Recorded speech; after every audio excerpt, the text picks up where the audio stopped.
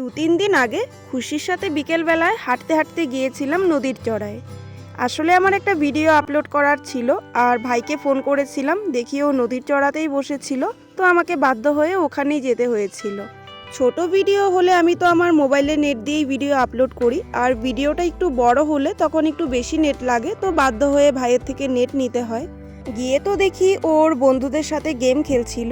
আর তোমাদেরকে তো কয়েকদিন আগেই একটা ভিডিওতে দেখিয়েছিলাম যে নদীর চড়ায় একজন লোক চাষ করছে, তো এখানে দেখো পুরো বাউন্ডারি দেওয়া ছিল ওনার, মানে নেট দিয়ে বেড়া দিয়ে রেখেছিল যাতে কোনো ছাগল গরু যেতে না পারে। আর গিয়ে দেখি গরু ওখানে বসেছিল, মানে ভেতরে ঢুকে পড়েছে বা কিভাবে, দেন আর বেরোতে পারছিল না, তো বসে বসে কান্না করছিল।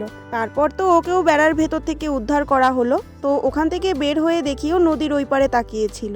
ওইদিকে দেখলাম 2-3 জন বাচ্চা মিলে খেলছিল, সেটাই ও দেখছিল। তারপর তো ওরও একটা বন্ধু চলে এসেছিল।